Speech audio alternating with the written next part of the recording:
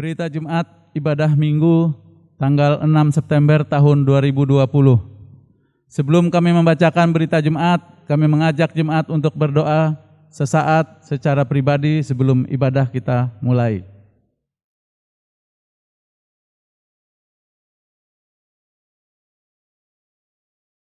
Kebaktian Minggu tanggal 6 September tahun 2020, pendeta yang akan melayani kita pada saat ini ialah Pendeta Mulyadi STH, dibantu oleh penetua dan diakon Jemaat GKI Yerusalem, diperingati Hari Teologi GKI dan menggunakan liturgi khusus. Pada kebaktian Minggu tanggal 13 September tahun 2020, pukul 9 WIB, pendeta yang akan melayani kita adalah Pendeta Yosef DSB STH Emin, dibantu oleh penetua dan diakon Jemaat GKI Yerusalem. Diinformasikan kepada warga Jemaat GKI Yerusalem bahwa tim penjaringan penetua diakon GKI Yerusalem akan menyampaikan formulir penjaringan kepada semua jemaat yang sudah angkat CD sepanjang bulan September 2020 dan pendataan anggota jemaat tahun 2020. Mohon kesediaan jemaat untuk mengisi formulir tersebut. Mohon dukungan doa dari anggota jemaat bagi anggota jemaat yang sakit, baik dirawat di rumah sakit maupun dirawat di rumah.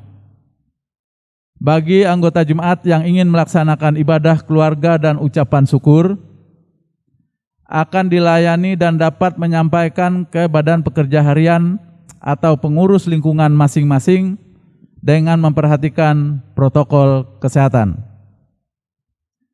Selamat berulang tahun bagi warga jemaat yang berulang tahun kelahiran dan ulang tahun pernikahan sepanjang minggu ini. Majelis Jemaat GKI Yerusalem mengucapkan terima kasih kepada anggota jemaat yang beribadah di rumah pada pagi hari ini. Majelis Jemaat GKI Yerusalem mengucapkan terima kasih kepada pendeta yang menyampaikan firman Tuhan dan penetua dan diakon serta seluruh petugas yang melayani pada kebaktian ini. Pada saat ini kita berhimpun bersama-sama dalam perayaan Hari Pendidikan Teologi Gereja Kalimantan Evangelis.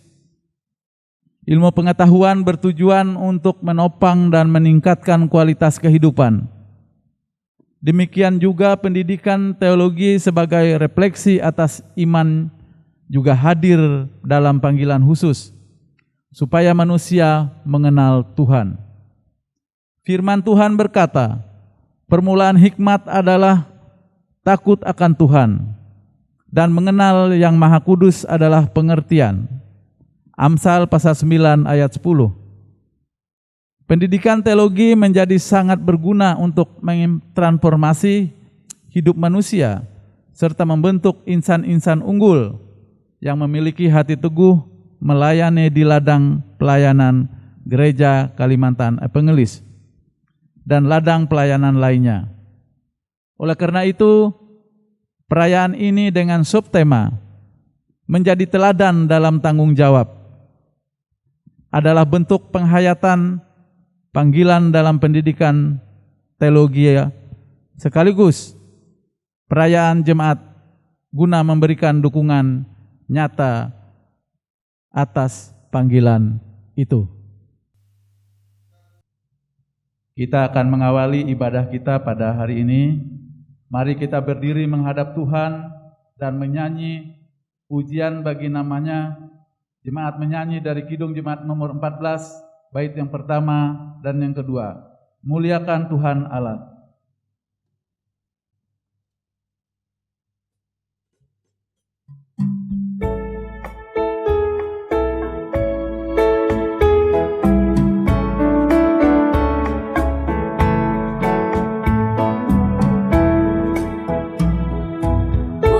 Muliakan Tuhan Allah,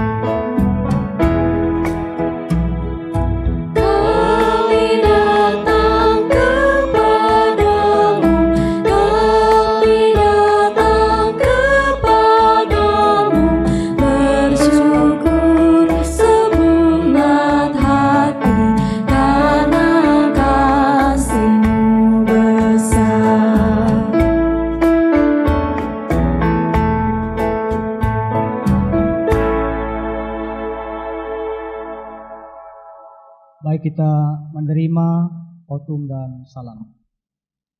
Pertolongan kita adalah dalam nama Tuhan yang menjadikan langit dan bumi, yang tetap setia untuk selama-lamanya dan yang tidak pernah meninggalkan perbuatan tangannya. Kasih, karunia dan damai sejahtera dari Allah Bapa kita dan dari Tuhan Yesus Kristus menyertai kamu.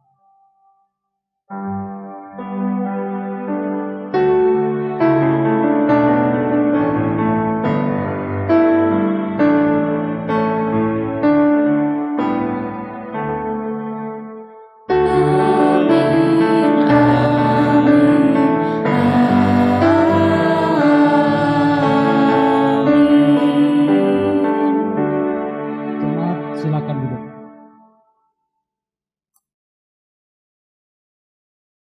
Litani pujian. Allah mengguntur dengan suaranya yang menggaungkan. Ia melakukan perbuatan-perbuatan besar yang tidak tercapai oleh pengetahuan kita. Ayub pasal 37 ayat 5. Terpujilah Allah yang Maha Tinggi, Yang Maha Kuasa yang tidak dapat kita pahami. Besar kekuasaan dan keadilannya, walaupun kaya akan kebenaran, ia tidak menindasnya. Ayub pasal 37 ayat 23. terpujilah Allah yang Maha Adil. Ajarlah kepadaku kebijaksanaan dan pengetahuan yang baik, sebab aku percaya kepada perintah-perintah-Mu. Mazmur pasal 119 ayat 66. Amin. Pengakuan dosa. Marilah kita merendahkan diri kita di hadapan Tuhan Allah kita, serta mengaku segala kesalahan yang kita perbuat. Tuhan Allah yang Maha Mulia, kami mengaku bahwa kami tidak layak di hadapan-Mu, karena kesalahan yang kami perbuat, sebab kami berdosa, terhadap Engkau kami memberontak sejak dahulu kala. Demikianlah kami sekalian seperti orang najis, dan segala kesalehan kami seperti kain kotor. Kami sekalian layu seperti daun, dan kami lenyap oleh kejahatan kami, seperti daun dilenyapkan oleh angin. Tidak ada yang memanggil nama-Mu atau bangkit untuk berpegang kepada-Mu. Kami tidak sungguh-sungguh melayani dan setia dalam panggilan pelayanan sebagai hamba-Mu. Ampunilah kami ya Tuhan. Amin. Jemaat, mari kita menyanyi dari lagu Kidung Jemaat nomor 29, bait yang pertama dan yang kedua, Di Muka Tuhan Yesus.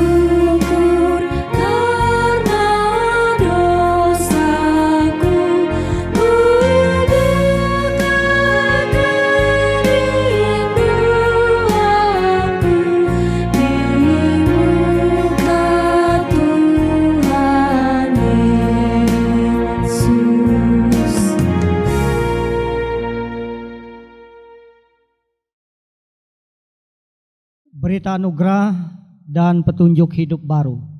Jemaat dimohon untuk berdiri. Sebagai hamba Tuhan Yesus Kristus, kami memberitakan pengharapan kepada setiap orang yang sungguh-sungguh hidup di dalam Tuhan. Aku akan mentahirkan mereka dari segala kesalahan yang mereka lakukan dengan berdosa terhadap aku.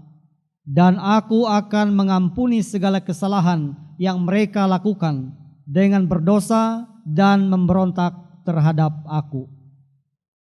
Dengarkanlah petunjuk hidup baru bagi semua orang yang telah menerima pengampunan dari Tuhan. Janganlah hendaknya kerajinanmu kendor. Biarlah rohmu menyala-nyala dan layanilah Tuhan. Bersukacitalah dalam pengharapan, sabarlah dalam kesesakan, dan bertekunlah dalam doa. Jemaat dimohon duduk kembali.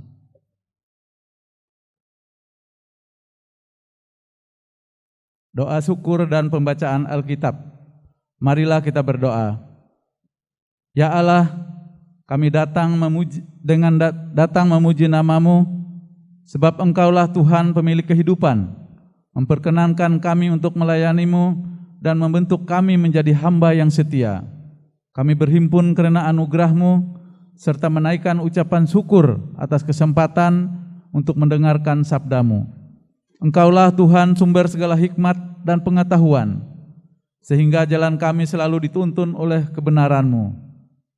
Jadikanlah kami tekun untuk menemukan kehendak Tuhan pada setiap perkataan firman-Mu. Dan biarlah firman yang kami baca dan kami dengar dapat menjadi pedoman bagi diri kami, untuk selalu bisa berjalan dalam jalan kebenaran. Dan kiranya firman yang kami baca ini juga dapat tertanam di dalam diri kami, sehingga bisa kami wujudkan dalam tindakan nyata di tengah kehidupan gereja, masyarakat, bangsa dan negara, serta menjadikan kami sebagai hamba yang dapat menjadi teladan dalam tanggung jawab untuk semakin setia melayani-Mu. Amin. Pembacaan Alkitab. Jemaat yang terkasih, sesuai dengan Almanak Nas GKE, pembacaan Alkitab untuk kita hari ini terdapat dalam kitab Keluaran pasal 12 ayat 1 sampai 13. Kami ulangi, kitab Keluaran pasal 12 ayat 1 sampai 13 dengan prekop tentang perayaan Paskah. Berfirmanlah Tuhan kepada Musa dan Harun di tanah Mesir. Bulan inilah akan menjadi permulaan segala bulan bagimu. Itu akan menjadi bulan pertama bagimu tiap-tiap tahun. Katakanlah kepada segenap jemaah Israel, pada tanggal 10 bulan ini diambillah oleh masing-masing seekor anak domba menurut kaum keluarga, seekor anak domba untuk tiap rumah tangga. Tetapi jika rumah tangga itu terlalu kecil jumlahnya untuk mengambil seekor anak domba, maka ia bersama-sama dengan tetangganya yang terdekat ke rumahnya haruslah mengambil seekor menurut jumlah jiwa.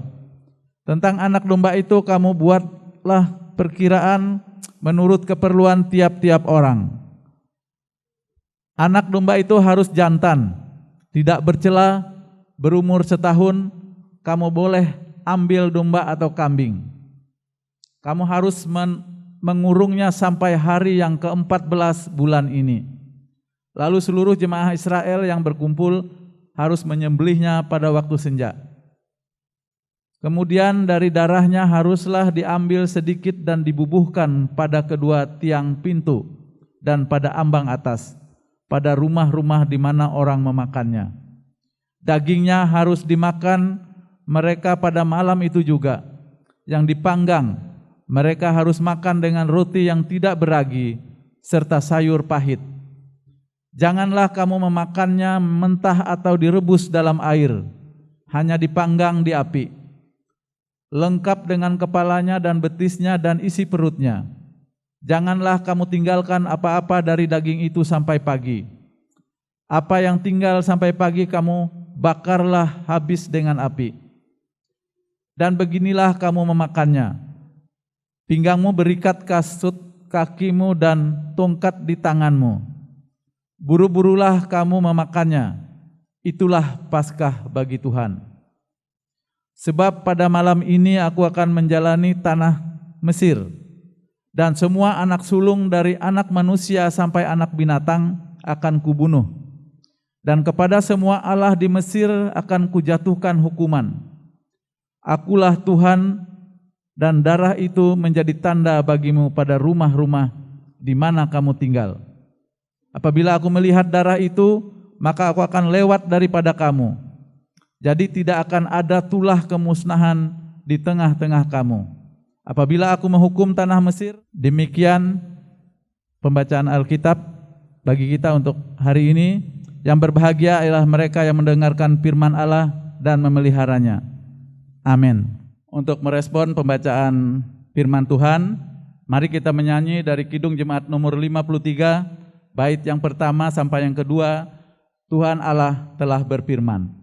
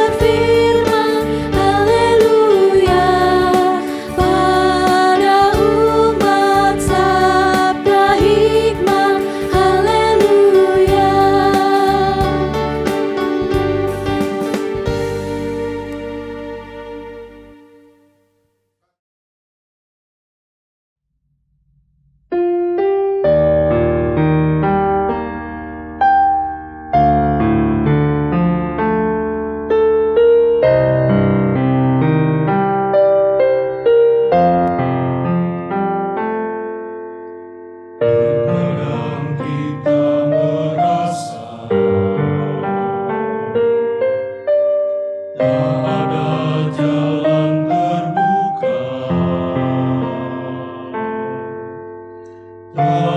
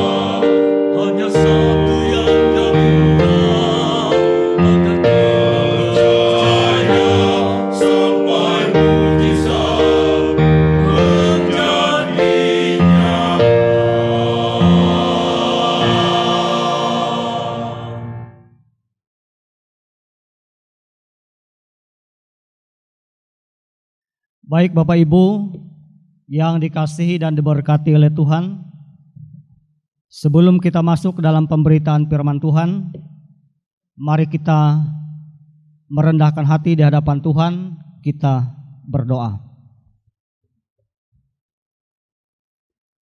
Ya Allah yang Maha Kuasa, Allah yang kami sembah di dalam Yesus Kristus, sumber hikmat pengetahuan.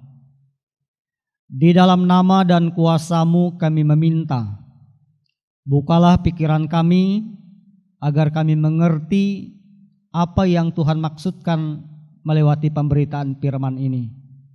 Dan selanjutnya mampukan kami untuk melakukan apa yang Tuhan mau melewati kata dan perbuatan kami.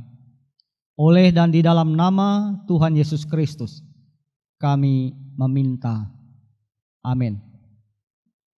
Dasar pemberitaan firman Tuhan untuk kita hari ini, Injil Matius pasal 18 ayat 15 sampai ayat yang ke-20 dengan judul perikop tentang menasihati sesama saudara. Apabila saudaramu berbuat dosa, tegurlah dia di bawah 4 mata. Jika ia mendengarkan nasihatmu, engkau telah mendapatkannya kembali. Jika ia tidak mendengarkan engkau, bawalah seorang atau 2 orang lagi, supaya atas keterangan 2 atau 3 orang saksi, perkara itu tidak disangsikan. Jika ia tidak mau mendengarkan mereka, sampaikanlah soalnya kepada jemaat. Dan jika ia tidak mau juga mendengarkan jemaat, pandanglah dia sebagai seorang yang tidak mengenal Allah atau seorang pemungut cukai. Aku berkata kepadamu, sesungguhnya apa yang kamu ikat di dunia ini akan terikat di surga, dan apa yang kamu lepaskan di dunia ini akan terlepas di surga. Dan lagi aku berkata kepadamu, jika 2 orang daripadamu di dunia ini sepakat meminta apapun juga, permintaan mereka itu akan dikabulkan oleh Bapa-Ku yang di surga. Sebab di mana 2 atau 3 orang berkumpul dalam namaku, di situ aku ada di tengah-tengah mereka. Demikian teks Alkitab dari Matius pasal 18 ayat 15 sampai 20 saya bacakan. Yang berbahagia ialah setiap orang yang mendengarkan firman Allah dan memeliharanya. Amin. Ibu bapak, saudara-saudara yang dikasihi dalam Tuhan, Salam. Pada pagi hari ini, Minggu tanggal 6 September 2020, dalam rangka memperingati Hari Pendidikan Teologi GKE, kita diperhadapkan dengan Injil Matius pasal 18 ayat 15 sampai ayat yang ke-20. Di bawah perikop tentang menasihati sesama saudara.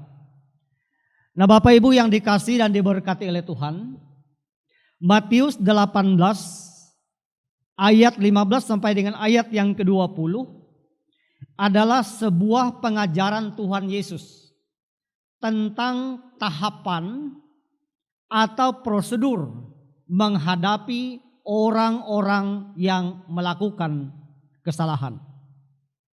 Nah, ajaran ini bertitik tolak dari Imamat 19 ayat yang ke-17. Dikatakan, janganlah membenci saudaramu di dalam hatimu, tetapi engkau harus berterus terang menegur orang sesama. Demikian yang dikatakan dalam Imamat 19 ayat yang ke-17 sebagai titik tolak Tuhan Yesus menyampaikan pengajaran ini kepada para murid. Ibu bapak, saudara-saudara yang dikasihi dalam Tuhan Yesus Kristus, menegur ataupun menasihati sesama kita, sesama saudara kita, bukanlah pekerjaan yang mudah. Artinya ini adalah sebuah pekerjaan yang sangat sulit. Mengapa pekerjaan yang sulit? Karena tidak semua orang mau menerima teguran. Tidak semua orang mau menerima nasihat. Teguran dianggap menyudutkan, bisa juga dianggap memukul, bisa juga dianggap oleh yang menerima teguran itu sesuatu yang memalukan, bahkan menelanjangi dia di tengah umum. Ada banyak orang yang lebih suka meneladani perbuatan daripada mendengar kata-kata nasihat. Artinya Bapak Ibu, orang lebih suka menilai dari apa yang ia perbuat ketimbang mendengarkan kata-kata nasihat. Apalagi kalau nasihat yang disampaikan, teguran yang disampaikan tidak sejalan dengan apa yang ia perbuat. Nah, ibu bapak, saudara-saudara kekasih dalam Tuhan, itu salah satu penyebab saya katakan bahwa menegur bukanlah pekerjaan yang mudah. Hal yang kedua, menegur bukan pekerjaan yang mudah karena menjadi seorang penasihat, menyampaikan teguran harus ada syarat-syarat, harus ada syarat yang ia miliki. Yang pertama, ia harus memiliki rasa empati. Seorang yang menegur, dia harus punya rasa empati terhadap orang yang ditegur. Yang kedua, kalau dia menegur orang yang melakukan kesalahan, maka dia juga harus memiliki integritas di dalam hidupnya. Kalau dia menegur orang yang melakukan kesalahan, selain memiliki rasa empati, memiliki integritas, dia juga harus memiliki trust dalam hidupnya. Menjadi pribadi yang dapat dipercaya. Nah, kalau dia menegur orang yang melakukan kesalahan, selain memiliki rasa empati, integritas, trust, pribadi yang dapat dipercaya, dia juga memiliki kemampuan untuk menjadi teladan. Contoh dalam Alkitab orang yang mampu menjadi teladan, Yosua. Yosua pasal 24 ayat 14 sampai ayat yang ke-15. Ketika Yosua sampai ke tanah Kanaan, Yosua mengumpulkan orang-orang yang dipimpinnya, umat Israel. Dia mengajak umat Israel yang dipimpinnya, ia katakan beribadalah kepada Tuhan dengan tulus, ikhlas dan setia. Tetapi jika kamu anggap tidak baik untuk beribadah kepada Tuhan, maka pilih pada hari ini kepada siapa kamu beribadah. Tetapi aku dan seisi rumahku beribadah kepada Tuhan. Nah, Yosua selain dia menghimbau, mengajak umat yang ia pimpin agar beribadah kepada Tuhan, takut akan Tuhan dengan tulus, ikhlas dan setia, dia memberikan contoh, memberikan teladan. Aku dan seisi rumahku beribadah kepada Allah. Dan di ayat itu juga dia memberikan kebebasan. Dia memberikan kebebasan, tetapi jika kamu anggap tidak baik untuk beribadah kepada Tuhan, pilih pada hari ini kepada siapa kamu beribadah. Diberikan kebebasan, beribadah kepada Tuhan, takut akan Tuhan dengan hati yang tulus, ikhlas dan setia, tidak dipaksakan. Diberikan kebebasan, pilih pada hari ini kepada siapa kamu beribadah. Tetapi aku dan seisi rumahku beribadah kepada Tuhan. Keteladanan, contoh yang nyata diberikan. Nah, Ibu Bapak, Saudara yang dikasihi dalam Tuhan, sebagai penasehat yang memberikan teguran kepada orang yang melakukan kesalahan, dia harus mampu menjadi teladan bagi orang yang ditegurnya. Nah, Ibu Bapak, Saudara-saudara yang dikasihi dalam Tuhan, itu syarat. Kemudian Tuhan Yesus juga mengajarkan tahapan-tahapan yang harus diikuti ketika seorang penasehat memberikan teguran kepada orang yang melakukan kesalahan. Dalam teks ini ada 3 tahapan. Tahap yang pertama, pembicaraan pribadi. Tegur dia, nasihati dia di bawah 4 mata. Itu tahap yang pertama. Kalau ada saudara-saudara kita yang melakukan kesalahan atau warga jemaat yang melakukan kesalahan, tegur di bawah 4 mata. Itu tahap yang pertama, pembicaraan secara pribadi. Tahap yang kedua, pembicaraan di depan saksi. Dikatakan 2 atau 3 orang supaya lebih kuat dan lebih lengkap. Tapi kalau 1 orang, 2, 3 orang tidak mendengarkan, maka sampailah pada tahap yang ketiga, pembicaraan di depan jemaat. Tahap yang ketiga ini merupakan cara terakhir, yaitu pengucilan. Tindakan pengucilan bukanlah tindakan membuang dan berakhir sampai di situ saja, tetapi dilanjutkan dengan tindakan penggembalaan. Tuhan Yesus berkata, "Gembalakanlah domba-dombaku yang ada padamu." Jadi teguran haruslah dilanjutkan dengan tindakan penggembalaan. Nah, Bapak Ibu kekasih di dalam Tuhan, kalau kita sudah memberikan teguran, dilanjutkan dengan tindakan penggembalaan, kita sudah melakukan tugas panggilan kita, yang mana Tuhan Yesus katakan, "Gembalakanlah domba-dombaku yang ada padamu." Nah, Bapak Ibu, itu tahapan-tahapan yang diajarkan oleh Tuhan Yesus dalam rangka menjadi penasehat yang memberikan teguran. Nah, kemudian kita harus tahu tujuan kita.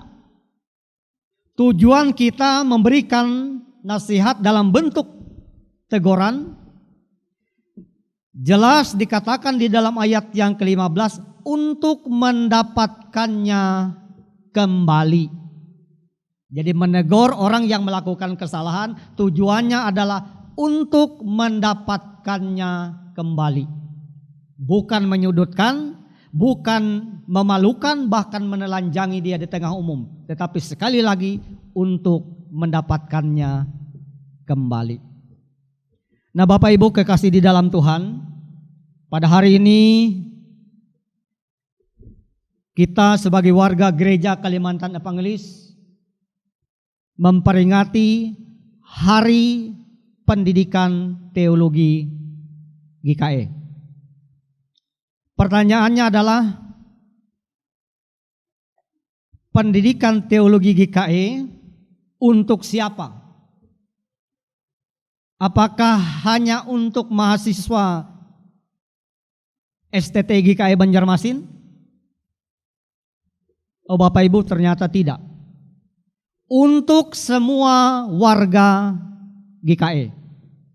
Ya, sekali lagi, pendidikan teologi GKE bukan hanya untuk mahasiswa STT GKE Banjarmasin, bukan hanya untuk para pendeta, tetapi untuk semua warga gereja Kalimantan Evangelis. Nah, karena itu Bapak Ibu, pendidikan teologi GKE penting untuk kita maknai bagi kehidupan kita sebagai warga GKE. Mengapa penting? Pendidikan teologi GKE penting karena pendidikan bukanlah mengajar cara untuk mencari nafkah, tetapi bagaimana cara untuk hidup. Sekali lagi saya mengulangi, pendidikan bukanlah mengajar cara untuk mencari nafkah, tetapi bagaimana cara untuk hidup. Kalau mencari nafkah supaya hidup, cari hidup supaya bisa mencari nafkah. Nah, Bapak Ibu kekasih dalam Tuhan, kalau demikian teologi bukanlah sekedar sebuah makna yang lahir dari dua kata, theos dan logos. Theos itu artinya Tuhan, logos itu artinya firman atau pengetahuan. Teologi bukan hanya dipahami sebagai ilmu, tetapi sebagai sebuah aktivitas, sebuah kegiatan dialog dengan Tuhan atau relasi kita dengan Tuhan dalam rangka mencari dan memberi arti terhadap segala peristiwa dan kejadian dari perspektif kehendak Tuhan.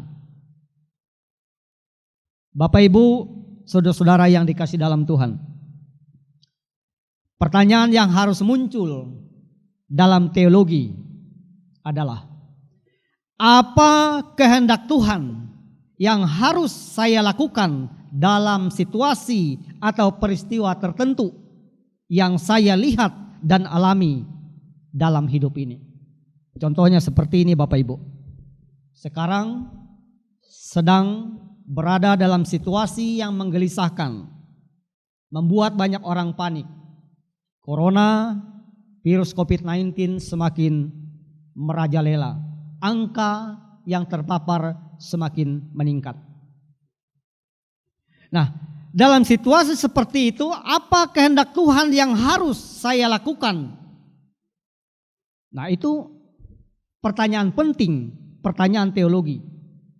Teologi memberi arah, memberi tuntunan bagi langkah-langkah yang hendak diambil di dalam setiap peristiwa dan situasi yang terjadi. Nah, jadi Bapak Ibu, berteologi adalah beraktivitas untuk menjadikan hidup ini bermakna bagi dunia ini. Berteologi tidak boleh berhenti. Kalau berhenti akan kehilangan arah, akan kehilangan tuntunan, bahkan makna hidup. Berteologi bukanlah soal benar atau salah.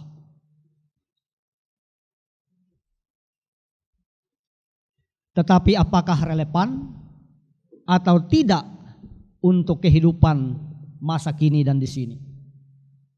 Nah, sekali lagi Bapak Ibu, teologi adalah sebuah tuntunan, arahan agar kita dapat merefleksikan segala peristiwa yang terjadi dalam perspektif kehendak Tuhan.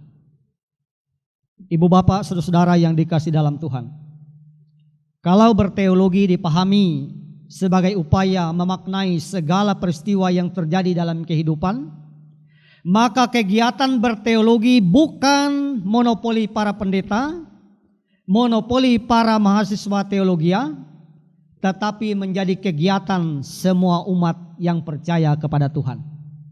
Semua umat haruslah memberi makna terhadap segala peristiwa yang ia alami dalam hidupnya. Contohnya seperti yang saya katakan tadi, peristiwa coronavirus COVID-19.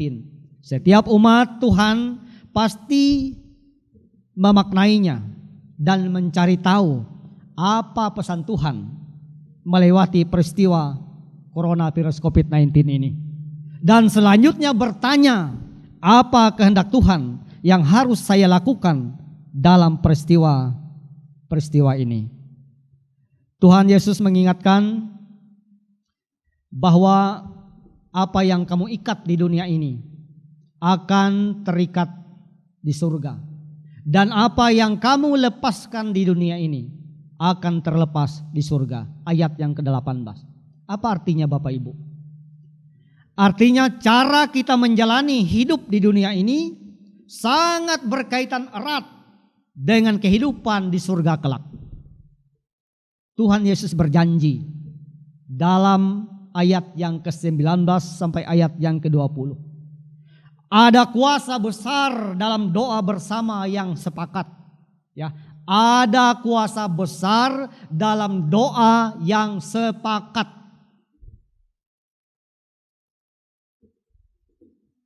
Apalagi 2 atau 3 orang berkumpul dalam iman dan pengabdian kepada Kristus, maka Kristus akan hadir memberi pertama kekuatan iman, memberi arahan, memberi kasih karunia, memberikan penghiburan.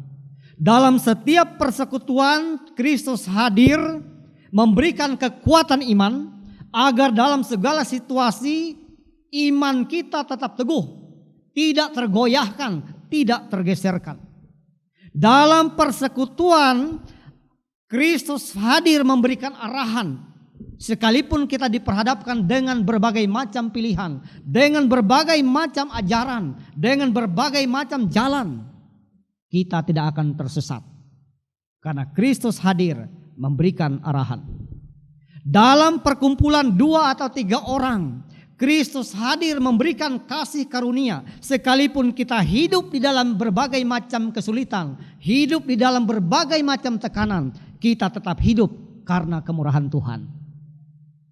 Di mana ada 2 atau 3 orang berkumpul, Tuhan memberikan penghiburan sehingga kita akan menjadi pribadi yang pantang menyerah dalam hidup ini.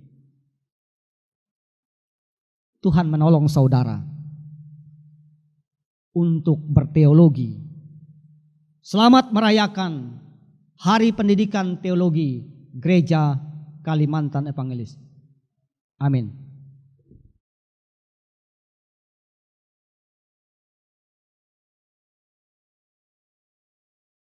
Baik Bapak Ibu, kita menaikkan doa syafaat kita berdoa.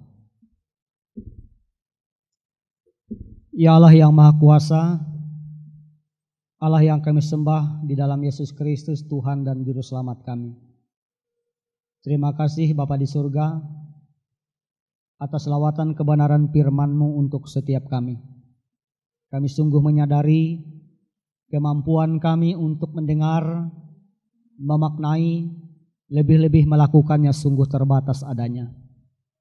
Karena itu tolonglah kami ya Tuhan, buka pikiran kami, penuhi hidup kami dengan hikmat-Mu, agar kami dapat mendengar dengan baik, memaknai dan selanjutnya melakukan dalam perkataan dan perbuatan kami.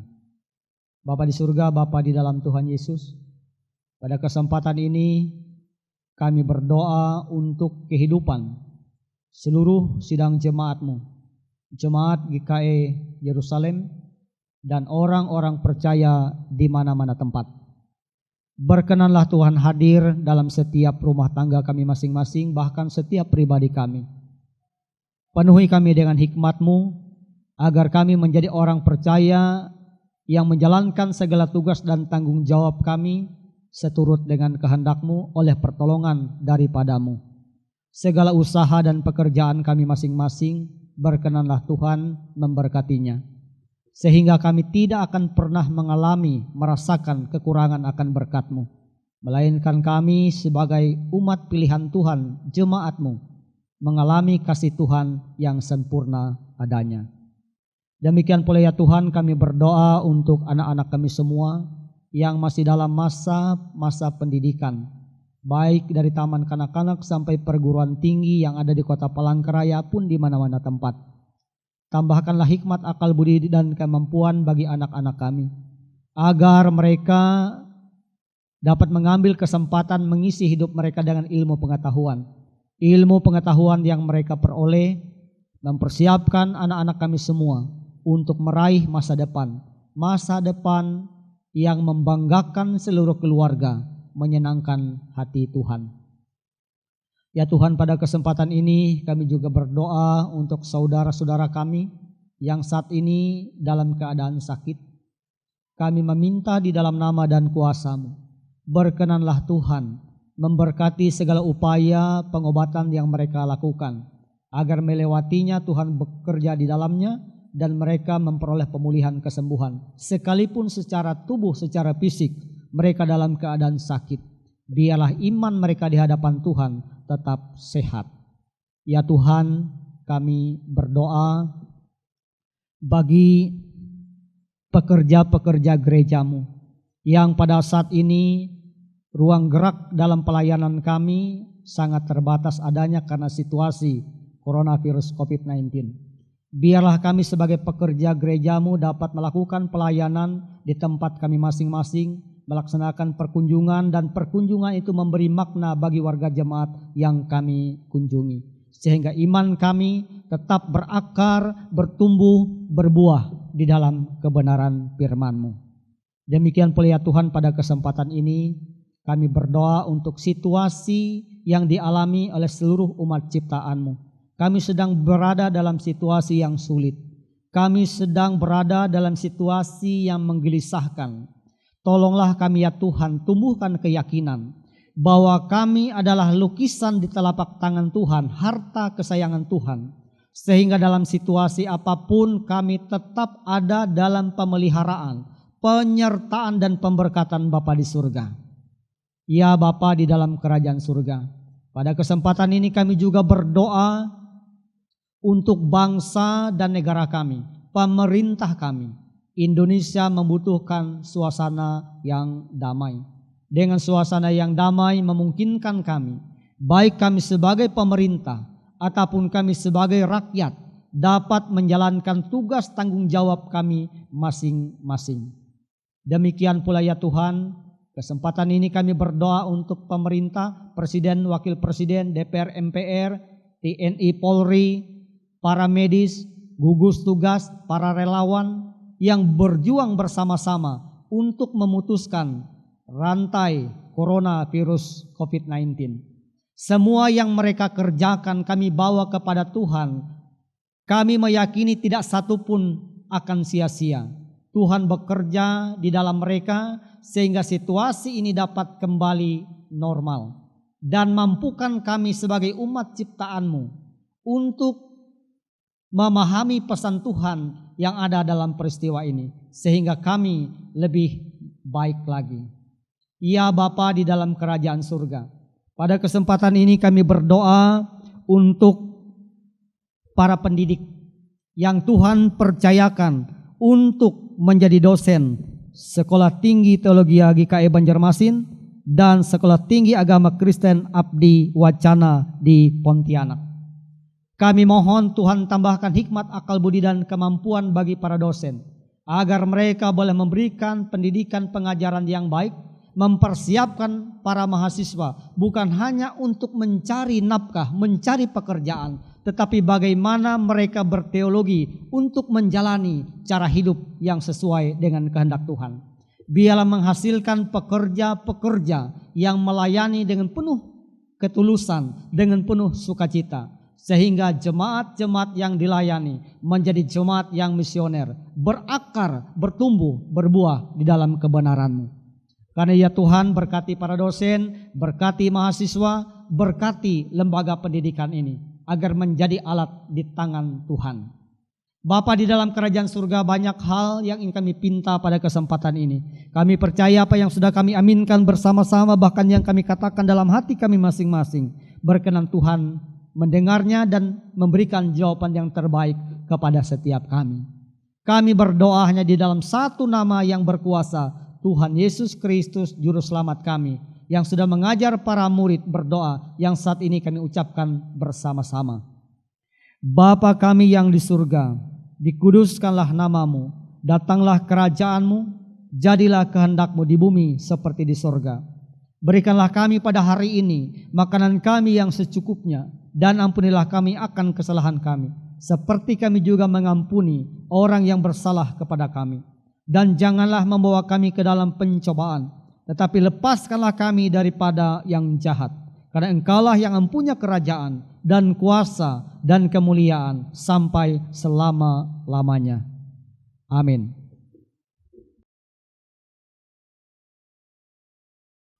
Persembahan syukur. Sekarang ada kesempatan bagi kita untuk mempersembahkan persembahan syukur kepada Tuhan. Dengarkanlah pengantar tentang persembahan. Ada yang menyebar harta tetapi bertambah kaya. Ada yang menghemat secara luar biasa, namun selalu berkekurangan. Siapa banyak memberi berkat, diberi kelimpahan. Siapa memberi minum, ia sendiri akan diberi minum. Amsal pasal 11 ayat 24 sampai yang ke-25. Mari kita berdoa untuk persembahan yang kita serahkan. Bapa di sorga, kami bersyukur atas kesempatan yang Engkau berikan kepada kami, sehingga kami dapat memuji dan memuliakan Tuhan pada hari Minggu yang indah ini. Bapa di sorga, kini kami akan menyerahkan persembahan kami, yaitu untuk perluasan pelayanan gereja kami. Di dalam nama Tuhan Yesus Kristus kami berdoa dan mengucap syukur. Sementara jemaat mempersembahkan persembahan syukurnya, jemaat menyanyi dari Kidung Jemaat nomor 294, bait yang pertama sampai yang ketiga, beribu lidah patutlah.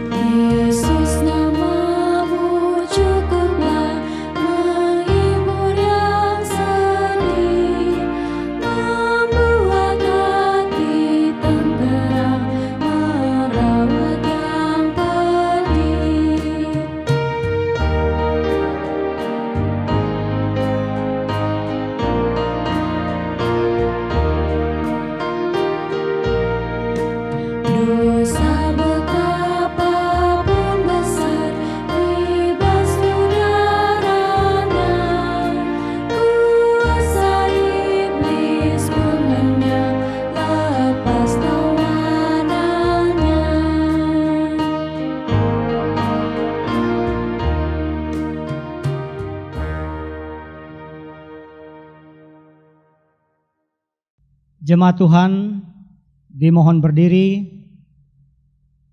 Kita bersama-sama mengucapkan pengakuan iman rasuli dengan suara yang nyaring. Aku percaya kepada Allah Bapa yang Maha Kuasa, Khalik langit dan bumi, dan kepada Yesus Kristus, anaknya yang tunggal Tuhan kita, yang dikandung daripada Roh Kudus, lahir dari anak darah Maria, yang menderita di bawah pemerintahan Pontius Pilatus, disalibkan, mati dan dikuburkan, turun ke dalam kerajaan maut. Pada hari yang ketiga, bangkit pula dari antara orang mati, naik ke sorga, duduk di sebelah kanan Allah Bapa yang Maha Kuasa, dan akan datang dari sana untuk menghakimi orang yang hidup dan yang mati. Aku percaya kepada Roh Kudus, gereja yang kudus dan am, persekutuan orang kudus, pengampunan dosa, kebangkitan daging, dan hidup yang kekal.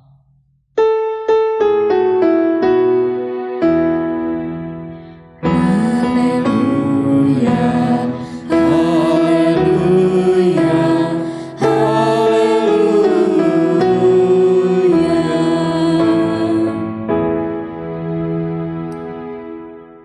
Lakukanlah tugas pelayanan dalam kesetiaan dan jadilah teladan, sehingga kita menjadi insan yang unggul dalam pelayanan yang penuh tanggung jawab, sambil mengingat perkataan Tuhan.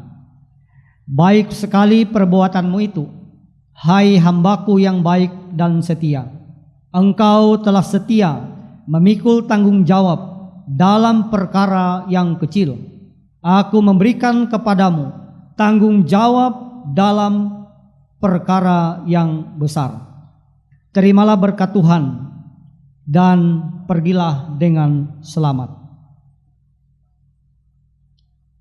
Tuhan memberkati engkau dan melindungi engkau. Tuhan menyinari engkau dengan wajah-Nya dan memberi engkau kasih karunia. Tuhan menghadapkan wajah-Nya kepadamu dan memberi engkau damai sejahtera.